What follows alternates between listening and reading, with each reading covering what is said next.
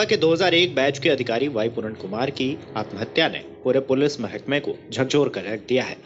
लेकिन इस बीच कई अधिकारियों पर सवाल उठने लगे हैं, जिससे मामला और गंभीर हो गया है।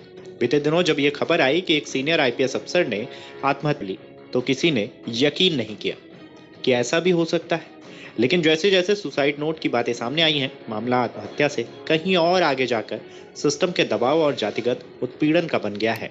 अब चंडीगढ़ पुलिस ने इस सनसनीखेज केस में डीजीपी शत्रुजीत कपूर समेत 10 से अधिक वरिष्ठ अधिकारियों के खिलाफ मामला दर्ज किया है। पूरन कुमार ने अपने सुसाइड नोट में जातिगत प्रताड़ना और सार्वजनिक अपमान के आरोप लगाए थे। इस मामले में पूरन कुमार की पत्नी आईएएस अमित पी कुमार ने बुधवार को सेक्टर 11 थाने में डीजीपी शत्रुजीत कपूर रोहतक के एसपी नरेंद्र के खिलाफ आत्महत्या के लिए मजबूर करने की शिकायत दी थी। चंडीगढ़ पुलिस का कहना है कि सुसाइड नोट के आधार पर केस दर्ज करके सभी आरोपियों के खिलाफ जांच शुरू कर दी गई है। जल्द आरोपियों को पूछताछ के लिए तलब किया जा सकता है।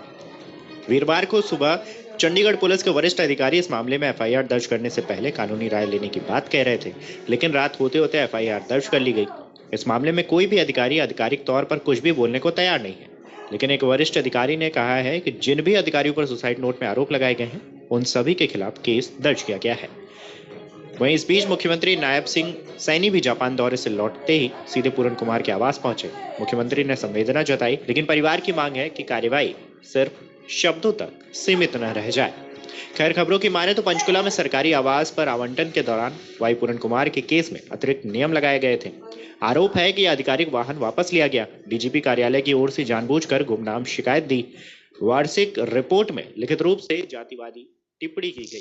वहीं डीजीपी अमिताभ ढिल्लों पर आरोप है कि उन्होंने आरटीआई के तहत जानकारी मांगने पर पूरन कुमार के खिलाफ कार्रवाई की साजिश रची और सार्वजनिक रूप से अपमानित किया।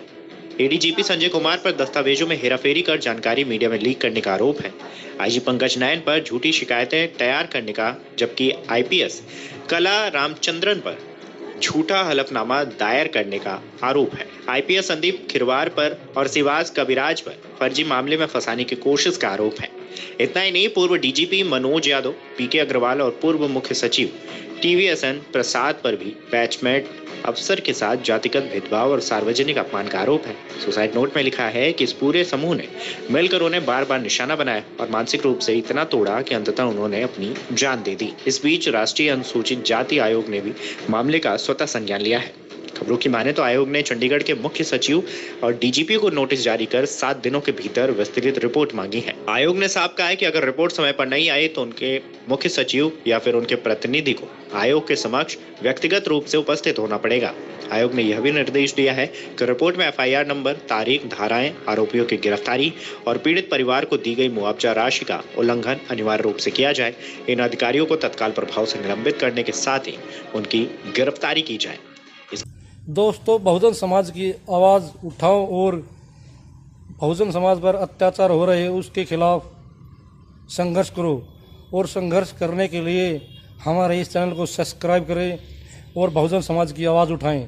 और आपकी आवाज़ उठाने से बहुजन समाज पर हो रहे अत्याचार के खिलाफ आवाज़ बुलंद होगी और हमारे नेताओं की आँख खुलेगी। तो इस वीडियो को सब्सक्राइब करें।